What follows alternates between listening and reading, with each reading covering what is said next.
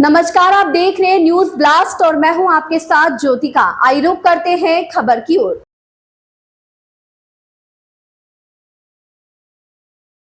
मुख्यमंत्री योगी आदित्यनाथ के साथ अयोध्या पहुंचे सहकारिता मंत्री जेपीएस राठौर ने कहा कि जिस तरह से कांग्रेस को हरियाणा महाराष्ट्र में चित किया है और उत्तर प्रदेश में 9 सीटों पर 7 सीट दर्ज की है, वह भी कुंदरकी और कटेहरी सीट पर ऐतिहासिक जीत दर्ज की है। उसी तरह से मिल्कीपुर के उपचुनाव में भी बीजेपी जीत दर्ज करेगी। संसद में धक्का मुक्की को लेकर सहकारिता मंत्री जेपीएस राठौर ने कहा कि कांग्रेस सत्ता पाने की लालच में क्या न कर जाए, कोई भरोसा नहीं है। राहुल गांधी को चाहे एक दिन का ही प्रधानमंत्री बनाना पड़े, कांग्रेस इसके लिए काम कर रही है, लेकिन जिस तरह से प्रधानमंत्री नरेंद्र मोदी काम कर रहे हैं उस तरह से कांग्रेस के सपने साकार होने वाले नहीं हैं।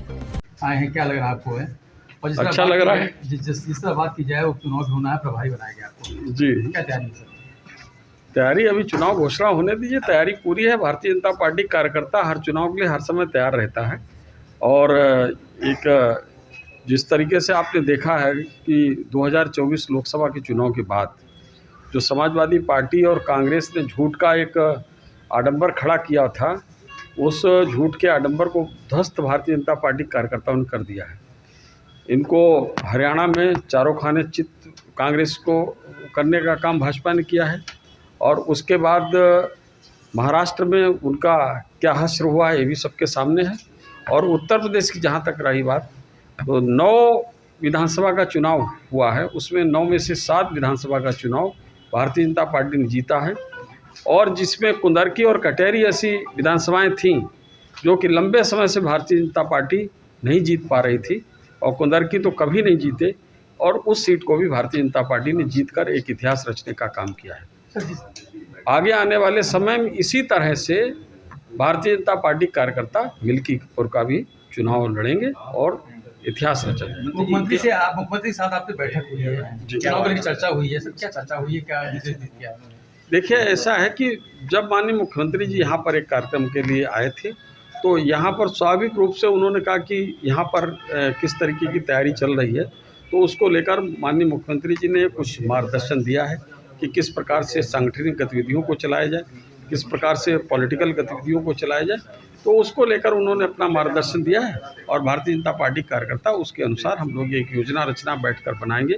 माननीय सूर्य प्रताप शाही जी, स्वतंत्र देव सिंह जी और बाकी मंत्रियों के साथ और जिले के संगठन, हमारे जिलाध्यक्ष जी और जिले के प्रभारी और बाकी वरिष्ठ नेता हैं माननीय लल्लू सिंह जी के, इनके सबके साथ बैठ के एक योजना रचना मिल्कीपुर के चुनाव जीतने जिसके संसद भवन में जो सांसद घायल हुए, आरोप लगाया कि राहुल गांधी।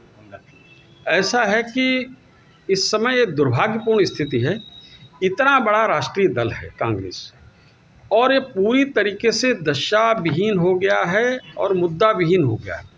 ना तो उसको कोई दिशा दिखाई पड़ रही है, ना ही कोई मुद्दा है कांग्रेस के पास। तो मुद्दा जब कोई मिल रही ना तो अराजकता फैला रहे। इनको लग रहा है ये न्यूसेंस वैल्यू फैलाकर कुछ ना कुछ लोगों को भ्रमित कर सकते हैं। अब ये कोई मुद्दा लेके आएँ और उसके बाद जनता के लिए दिखाएं। क्यों मुद्दा? इसलिए कि माननीय प्रधानमंत्री मोदी जी कुछ छोड़ ही नहीं रहे, जनता की सारी समस्याओं का समाधान एक के बाद एक करते चले जा रहे हैं, तो उनको कोई मुद्दा ही नहीं मिल रहा है।